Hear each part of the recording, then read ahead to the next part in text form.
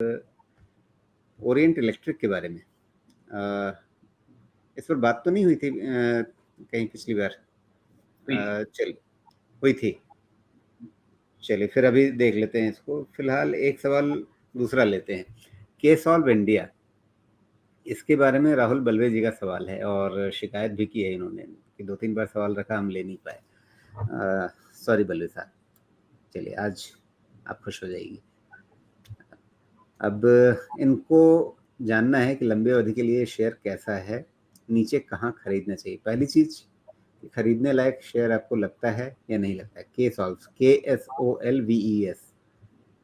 हाँ, तो इस पहली चीज मैं ये बता दूं कि खरीदने लायक लगने नहीं लगने का जवाब मैं तभी दे पाऊंगा जब ये मैं फंडामेंटली मेरे परमानेंट ट्रैकर में रहे। ये मेरे फंडामेंटल ट्रैकर में हमेशा के लिए नहीं है, मतलब मैं इसको ट्रैक नहीं करता हूँ फंडामेंटली, इसलिए लेकिन वहां पे शायद इनकी नज़र इसलिए गई होगी क्योंकि हाल में बहुत तेज चला है ये, बहुत एकदम से बड़ी उछाल आई है इसमें। और ऐसी उछाल जब होती है तो आमतौर पे मैं तो डर ही जाता हूँ कि इस तरह की खड़ी दीवार पे क्यों चढ़ना है। लेकिन थोड़ा सा अगर आप कुछ इस पे जल्दी से एक नज़र डाल सकें, इसके फंडामेंटल्स पे कोई स्क्रीनर लगा करके, तो कैसे एक बार अगर उस पर हम उस नज़र से भी देख लें तो शायद एक बेहतर जवाब की ओर हम पहुंचेंगे। बहुत ज़्यादा कोई बड़ी कंपनी है नहीं, मार्केट कैप इसका 800 करोड़ रुपए से कम का है अभी, इतना बढ़ जाने के बाद भी। तो जब नहीं बढ़ा था तब कितना रहा होगा? अभी ये कहाँ पर आ गया? 750 के आसपास आ गया और उससे पहले ये 425 पे था।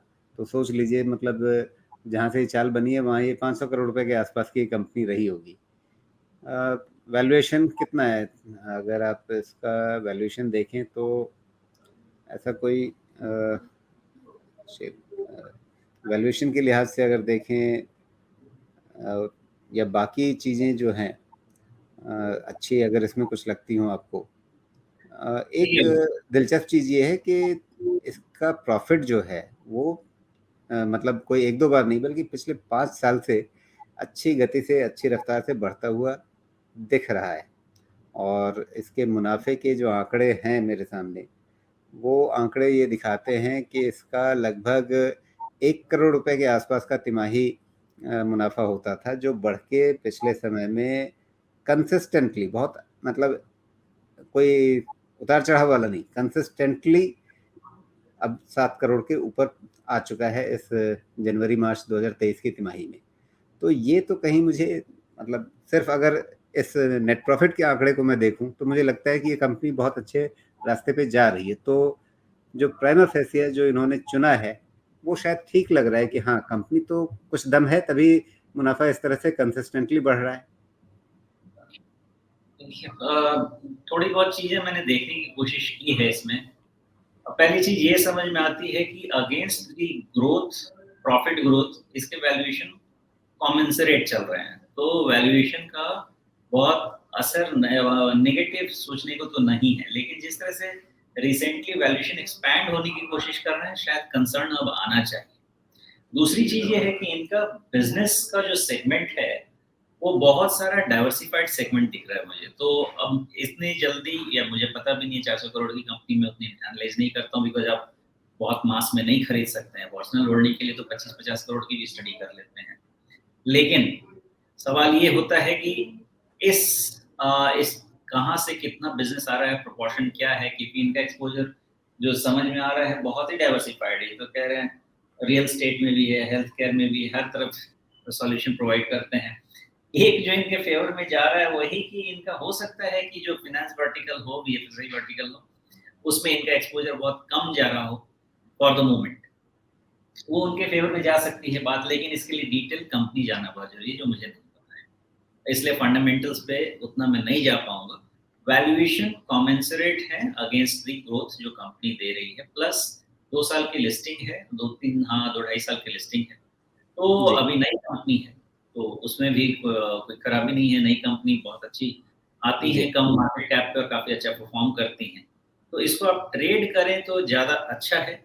और बाकी अगर आप कंपनी समझते हैं या कोई भी इसको ट्रैक करता है तो आप उससे पूछें कि भाई फंडामेंटली क्या करती है, क्या बना जी। सकती हाँ, लेकिन कुछ चीज़ें मैं इसमें जोड़ना चाहूँगा। जैसे सिर्फ नेट प्रॉफिट का आंकड़ा नहीं बढ़ रहा है कि 1 करोड़ से 7 करोड़ हो गया पिछले 3 साल के अंदर, मोटे तौर पे मान लीजिए। 3 साल में इतना मुनाफ़ा बढ़ना काफ़ी एक अच्छी रफ़्तार कही जाएगी, और उसी हिसाब से इसकी जो सेल्स है, बिक्री है, वो भी बढ़ी है। उसके खर्चे भी उसी हिसाब से बढ़े हैं, ऑपरेटिंग प्रॉफ़िट भी लगभग उसी रेशियो में जा रहा है। ऑपरेटिंग प्रॉफ़िट मार्जिन जो है, वो भी मतलब 30% पे होता था, अब 40% पर आ गया है। तो कहीं से ऐसा नहीं लग रहा कि जिसको आप पहली नज़र में कहें कि ये रेड फ्लैग है। कोई वैसा अचानक से मतलब बड़ी चिंता आंकड़ों को देख कर के नहीं लग रही है।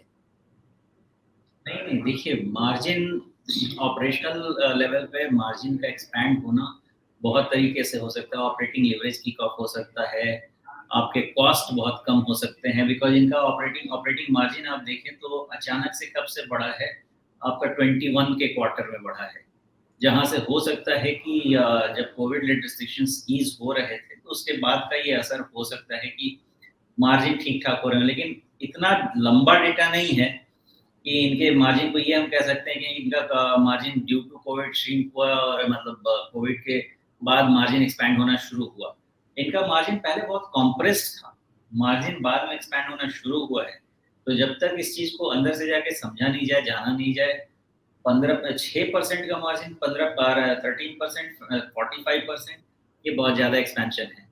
तो रेवेन्यू हो सकता है सेल्स बहुत ज़्यादा बढ़ा हो, फिक्स्ड कॉस्ट बहुत ज़्यादा इंक्रीज़ नहीं हुआ हो, वेरिएबल कॉस्ट बढ़ा हो, जिसके कारण आपके मार्जिन्स एक्सपैंड हो सकते हैं। ये भी एक अलग से सोचने की बात होती है, क्योंकि छोटी कंपनी है, तो छोटी कंपनी में एक बेसिक फिक्स्ड कॉस्ट आपको इनकर करना ही पड़ेगा जब तक आपका एक मिनिमम सेल्स टारगेट अचीव नहीं होने लगे, जो आपको सारे फिक्स्ड कॉस्ट को एब्ज़ॉर्ब कर दे और फाइनली वेरिएबल कॉस्ट ही एब्ज़ॉर्ब करना बचा रहे। वो भी एक हो सकता है रीज़न, बिकॉज़ कंपनी का लिस्टिंग नया है।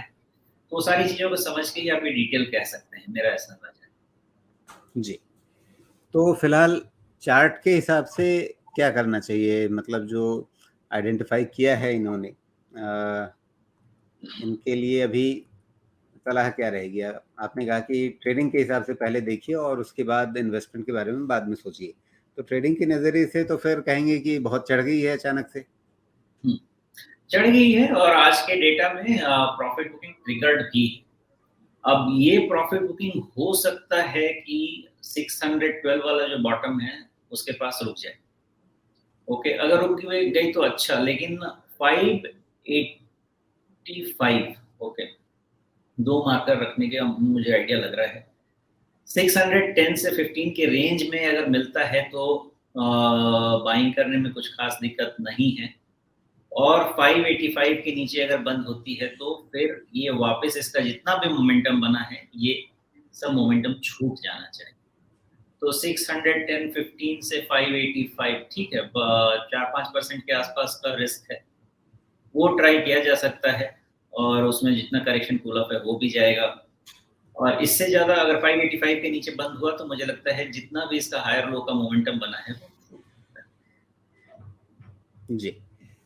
चलिए, तो ये रही फिलहाल ओरिएंट इलेक्ट्रिक पर बात, तो नहीं माफ़ करिए, केसॉल्व्स इंडिया पर बात। और इसमें मोटी बात ये है कि फंडामेंटल तरीके से अगर आप इसे देखना चाहें और लंबे अवधि का निवेश करना चाहें, तो थोड़ी और खोजबीन करनी पड़ेगी। पहली नज़र में आंकड़े ठीक दिखते हैं, लेकिन उनकी गहराई में जाने की ज़रूरत है कि सामने जो टेबल में रेड फ्लैग नहीं दिख रहे हैं, कहीं ऐसा तो नहीं कि devil lies in the detail वो वाली कहानी हो कि अंदर जाने पर आपको कुछ और तस्वीर दिखे। छोटी कंपनी है, इसलिए ये सावधानी बरतनी ज़रूरी है। हाल में बहुत जल्दी में ये बहुत तेज़ी से चढ़ गई है, इसलिए अभी इन भावों पर ट्रेडिंग के नज़रिए से भी खरीदना शायद ठीक नहीं रहेगा। लेकिन अगर नीचे आती है कंपनी, इसका शेयर भाव अगर नीचे आता है, तो फिर वहाँ पर शोमेश जी ने आपको लेवल्स बताए, उनका ध्यान रखिए और उन स्तरों के आसपास अपना रिस्क मैनेज करते हुए आप इसमें खरीदारी के बारे में सोच सकते हैं। और साथ में एक ज़रूरी चीज़, आप खुद भी अपनी खोजबीन करिए, रिसर्च कीजिए, और भी ज़रूरी हो तो सलाह लीजिए। ये सारे तरीके ज़रूरी हैं कि आप एक सही निष्कर्ष पे पहुँचे और एक इन्फॉर्म्ड डिसीजन लें। वो हमारी सबसे महत्वपूर्ण जो हमारा ज़ोर रहता है इसी बात पे रहता है कि आपको इन्फॉर्म्ड डिसीजन खुद लेना है, और उसके लिए हम आपकी मदद कर रहे हैं, जिससे आप अलग-अलग तरीके से इसको एनालाइज़ करके, विश्लेषण करके आप सही जगह पर पहुँच सकें।